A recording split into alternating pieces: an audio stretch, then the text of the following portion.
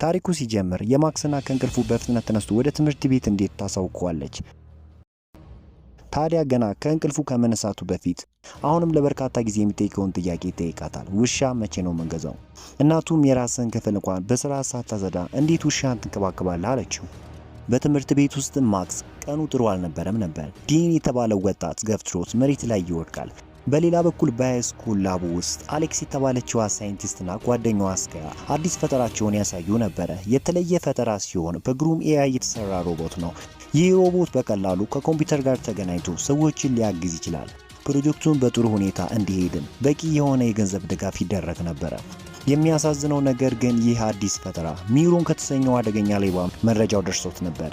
በጣም ግዙፍ የሆነ የወንጀል ቡድን የሚያንቀሳቅስ ሲሆን ሮቦቱ በቀላሉ የዘረፋ ስራውን ያቀላጥፍልኛል ብሎ አስቧል።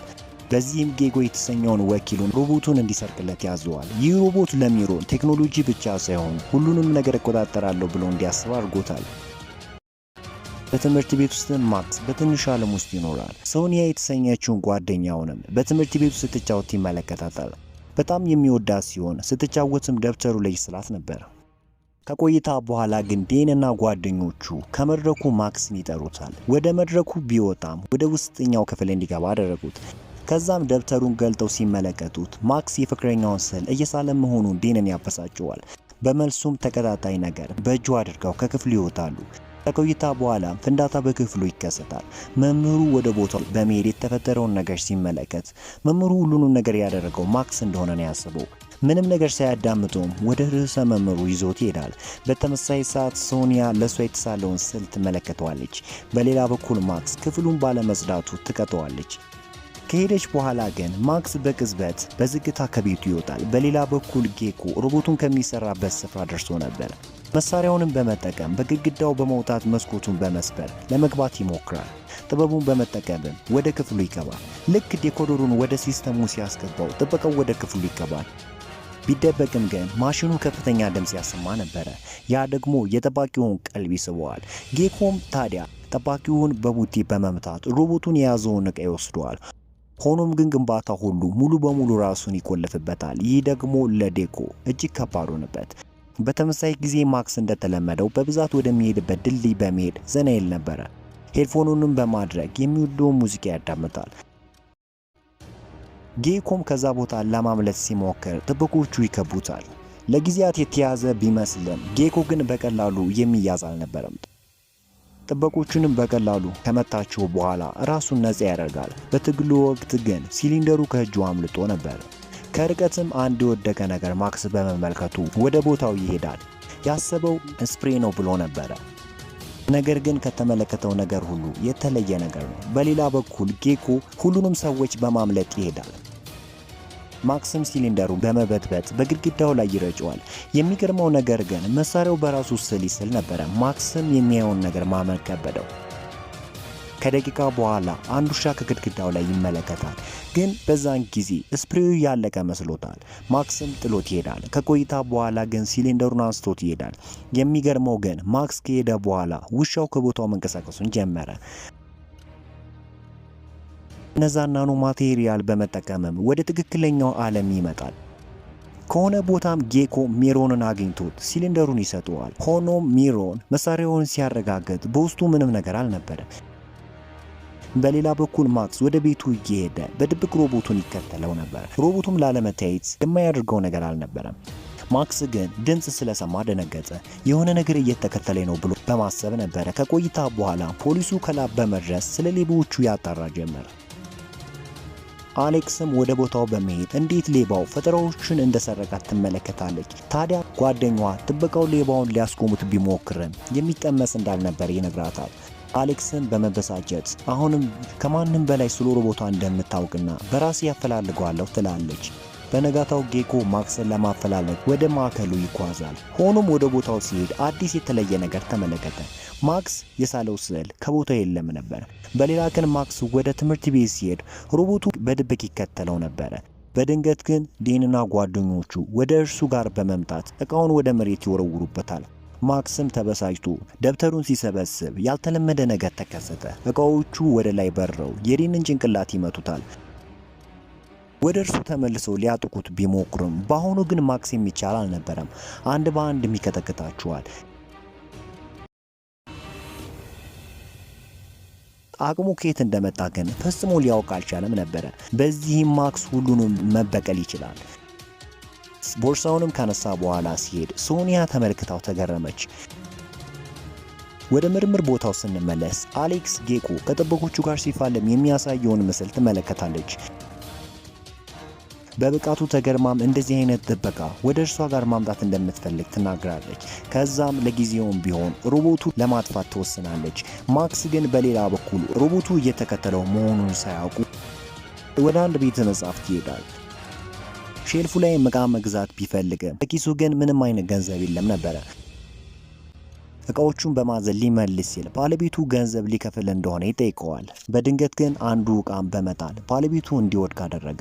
ይህ ደግሞ ማክስ በቀላሉ እንዲያመልጥ ያደርጋል። አሌክስን በመኪና ውስጥ ሆና ሲስተሙ ሮቦቱ በቅርብ እንዳለ ይጠቁማታል። ወደ ውስጥ በመግባትም ባለቤቱን የካሜራ ፉቴጁን ትጠይቀዋለች። የሰውየው ምላሽ ግን እምቢ ቢሆንም መንገድ ግን አላጣችም ነበረ። ከትንሽ ጊዜ በኋላ ማክስ ወደሚያዘወትርበት ቦታ ይሄዳል። በትላንትናው ዕለት የሳለውም ውሻ ከግድግዳው ላይ አልነበረም። በድንገት ግን አንድ ሮቦት ከፊት ለፊቱ ይመለከታል። የሚያወራው ልክ እንደ ሰው መሆኑ እጅግ አስደነገጠው። ከመሬትም ሲወድቅ ውሻውን ወደ ውስጥ እንዲተነፈስ ይጠይቀዋል። ምክንያቱም በጣም ደንግጦ ነበረ። ሆኖም ማክስ በመደንገጥ ከቦታው ይሄዳል። ከቤቱ ሲደርስም ጋደም ብሎ የሆነ ነገር ያሰላስል ነበር። በዛን ጊዜ ውሻው ከጎኑ ዳግም በመሆን ሁሉንም ነገር ይገልጽለታል። የተሰራው ሚሊዮን ከሚሆኑ ናኖ ሮቦቶች ሲሆን የፈጠረውም ሰው የፈለገውን ሁሉ ያደርጋል። ማክስም በመገረም እንዴት ፈጣሪው ብሎ እንዳሰበው ተገረመ።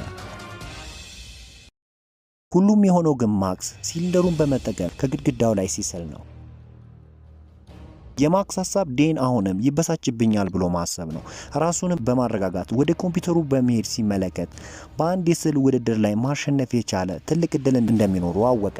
ማክስ እችላለሁ ብሎ ስላላሰበ ላለመሳተፍ ይወስናል።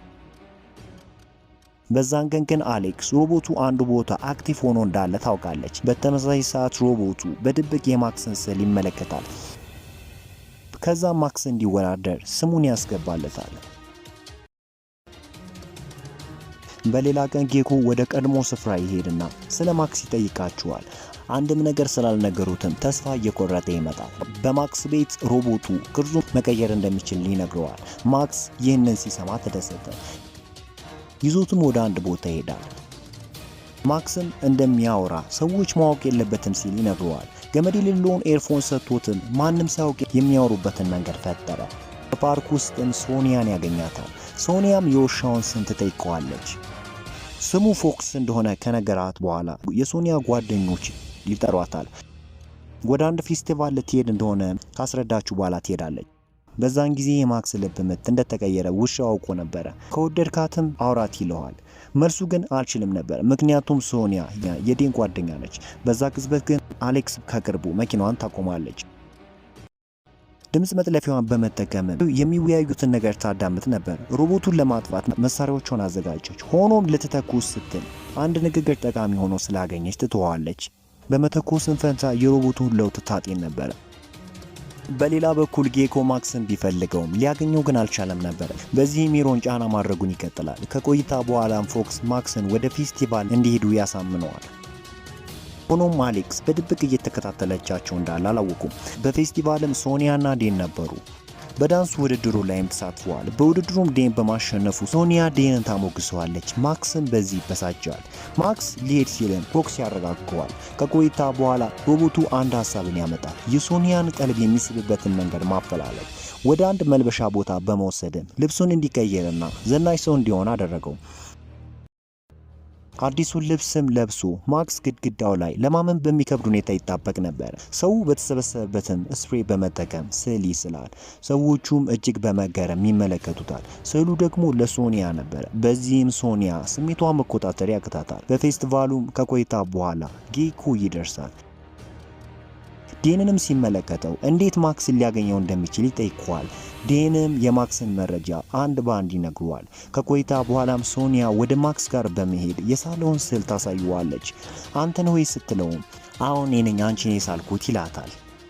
ሶኒያም ታቅፈዋለች። በዛ ምሽት ማክስ ሮቦቱ ራሱን እንዲሰወር ምክንያቱም እናቱ ውሻውን እንደማትወድ ትነግረዋለች። በዛን ጊዜ ግን አሌክስ እና ጌኮ ከውጭ እየተመለከቷቸው ነበረ። ወደ ቤት ሲገቡ ቤተሰቦቹ ይጨቃጨቃሉ። በንግግራቸውም በቅርቡ ከተማውን እንደሚቀይሩ አወቀ። ይህ አበሳጭቶች የምትሄዱ ከሆነ ብቻችሁን እንጂ እኔ ንቅንቅ አልልም ይላቸዋል። ከቤት ሮቶ ሲወጣም አባቱ ሊከተል ይሞክራል። ማክስ ግን መሮጡን ይቀጥላል። ይህ ሁሉ ሲሆን አሌክስ ጌኮ ማክስን እየተከተለው እንደሆነ አወቀች። ከቆይታ በኋላም ጌኮ ማክስ ጥሎት የሄደውን ናኖ ሮቦት ያገኛል። ታዲያ እየሮጠ አባቱን መኪና ይገጨዋል። ማክስም እናቱ እርዳታ ስትጠራ ሲመለከት የሚሆነው ነገር ጠፋው። በተመሳሳይ ሰዓት አሌክስ ሁሉንም ነገር ሮቦቱ እየተመለከተ መሆኑን አውቃ ግራ ተጋባች። ምክንያቱም ሮቦቱ ሁሉንም ነገር ማስቀረት ይችል ነበር ብላ ታምናለች። ጌኮ በመቀጠልም ያገኘውን ናኖ ሮቦት ለሚሮን ይሰጠዋል። ይህ ሚሮንን አስደስተው፣ ምክንያቱም በርካታ አምሳዮቹን መፍጠር ይችላል። ይህ በእንዲህ እንዳለ ማክስና እናቱ በሆስፒታል አዲስ ይጠባበቃሉ። ዶክተሩ ታዲያ ማክስን በሆስፒታል ማቆየት ቢኖርበትም አሁን ግን ደህና እንደሆነ ያሳውቃቸዋል። ማክስም ከሆስፒታሉ በመውጣት ሮቦቱን ያገኘዋል። ተበሳጭቶም ለምን አባቴን አላደንከውም ይለዋል። ውሻውም እኔ የምከተለው ያንተን ድርጊት ብቻ ነው ሲል ይመልሳል። ከቤተሰቦቼ ማምለጥ እየፈለግም በመሃል መግባት አልፈለግም አለው። ይህንን ሲሰማ ማክስ ይበልጥ ይበሳጫል። ሮቦቱንም አብሬ መሆን አልፈለግም ይለዋል። በዚህም ሮቦቱ ራሱን ሰወረ። ከሆነ ቦታ ሚሮን ሳይንቲስቶችን ናኖ ሮቦቱን በመጠቀም አዲስ ሮቦት እንዲሰሩ ይጠይቃቸዋል። ጌኮንም ማክስ እንዲያመጣው ጠየቀው። ጌኮ ግን ሕፃኑ ምንም እውቀት እንደሌለው ቢናገርም ሚሮን ግን ግድ አልሰጠውም። አምጣልኝ ነበር ጥያቄው። ወደ ሆስፒታል ስንመለስ ማክስ አባቱ ሲነቃ ተመለከተ። ሲያናግረውም በሁለቱ መካከል የነበረው ውጥረት ይስተካከላል። ቤተሰቦችን ወዴትም እንደማይሄዱና የሚሄዱ ከሆነም ለሱ እንደሚያሳውቁ አባቱ ነገረ። ሮቦቱን በውጩ ይጠባበቅ ነበረ። ከማክስ ጋር የሚያሳልፈውን ጥሩ ጊዜ ያስተውላል። ማክስም ወደ ውሻው ጋር ይሄዳል። አሌክስ ግን በድብቅ ትከታተላቸዋለች። አንድ ላይ ሆኖም ስትመለከት የእረፍት ስሜት ይሰማል። ማክስ የሄደበት ምክንያት የሰዎችን ሕይወት ማዳን ቅድሚያ ሊሰጠው የሚገባ ነገር እንደሆነ ነገረው። ከቆይታ በኋላም ሶኒያ ከሆስፒታል ስትወጣ ተመለከቱ። ማክስም ወደ እርሷ ሲሄድ አባቱ ደህና በመሆኑ ተደስታ ነበር። ስለ ዴንም ሲጠይቃ ከዚህ በኋላ አብሮ እንደማይሆኑ ነገረችው። በድንገት ግን አንድ ሰው ቅንጡ መኪና ይዞ ወደ ሆስፒታሉ ሲመጣ ተመለከተ። ማክስም እዚህ መኪና ማቆም እንደማይችል ቢነግረውም ሰውየው ግን የሚያዳምጥ አልነበረም። ሮቦቱም ወደ መኪናው በመግባት ኤርፎኑን ከሰጠው በኋላ ከሶኒያ ጋር ወደ መኪናው እንዲገባ ጠየቀው። ማክስም ግራ ቢጋባም ወደ መኪናው ይገባል። ከቆይታ በኋላም ጌኮና ኢጎር የተባሉ ሰዎች ይከተሉ ጀመረ። አሌክስም ከኋላ ነበረች። እየነዳም ዴንና ጓደኞቹ ላይ አቧራውን ይረጭባቸዋል። እየተከተሉት ታዲያ ጌኮና ኢጎር መግባባት አቅቷቸው ነበረ። አሌክስም ስታጣራ ኢጎር በኢንተርፖል የሚፈለግ ወንጀለኛ መሆኑን ታውቃለች። ይህ አደገኛ ነው። በመሳሪያዋን በመተኮስ ልታስቆም ብትሞክርም በሙከራዋ ትስታችኋለች። ይህም ጌኮ እንዲወድቅና የነማክስን መኪና ከመንገዱ ግርጌ እንዲቃጭ አደረገ። ማክስም ሮቦቱ ላይ ይጮሁበታል። ሶኒያ ደንግጣ ከመኪናው ትወርዳለች። ከቆይታ በኋላ ታዲያ ኢጎር ፖሊስ ነኝ በማለት ሁለቱንም ይወስዳቸዋል። አሌክስም ወደ ሮቦቱ ጋር በመሄድ አደጋ ደርሶበት ስለነበር ታግዘዋለች። ሮቦቱም አሌክስ የእሷ የፈጠራ ውጤት እንደሆነ ሲያውቅ ማክስን ማትረፍ እንዳለባቸው ይነግራታል። መሳሪያ በመጠቀምም ሊታደጉት እንደሚችሉ ነገራት። ጌኮ በሌላ በኩል ብቻውን ለመሄድ ይወስናል። በሚሮን ቤት ማክስ በመዋሸት ሮቦቱ በሆስፒታል እንደሆነ ይናገራል።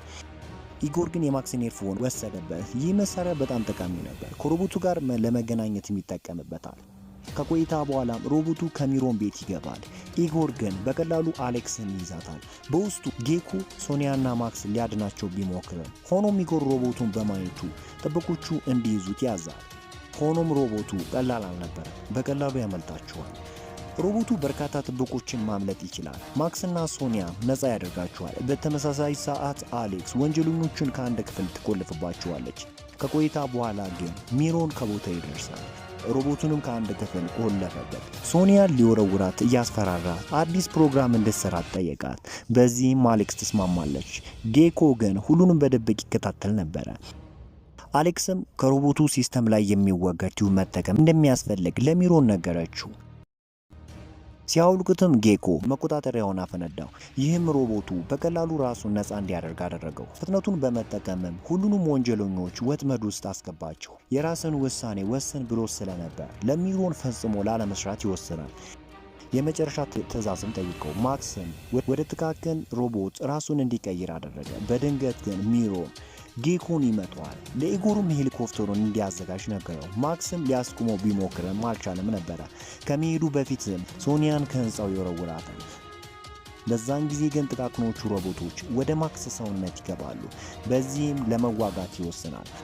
ማክስም በዚህ አንድ ባንድ ይዋጋቸዋል። ሶኒያን ሲመለከት ግን ማክስን በመሃል ይመቷል። ማክስ ግን ተስፋ አልቆረጠም ነበር። አይኑ ላይ አሸዋ ከወረወረበት በኋላ ዳግም ይመቷል። በዚህ ሚሮን ይሸነፋል። በመጨረሻ ማክስ ሶኒያን ሊታደጋት ቻለ። ሁሉንም በቁጥጥር ስር በመዋሉ ሚሮን ይታሰራል። አሌክስም ናኖ ሮቦቱን ከወሰደች በኋላ ወደ ሲሊንደሩ ታስገባዋለች። ከዛ በኋላም አሌክስ ጌኮን በምርምር ማዕከል ውስጥ ጥበቃ አድርጋ ትቀጥረዋለች። ማክስንም በስዕል ውድድር አሸናፊ መሆኑን ያሳውቁታል። በዚህም ቤተሰቦቹ አዲስ ውሻ ይገዙለትና ፊልሙ ይጠናቀቃል። በአዲስ ቪዲዮ እስክንገናኝ መልካሙን ተመኘው። ቻናሉን ሰብስክራይብ እንዲሁም ቪዲዮ ላይክ እና ሼር ማድረግ ፈጽሞ እንዳይዘነጋ።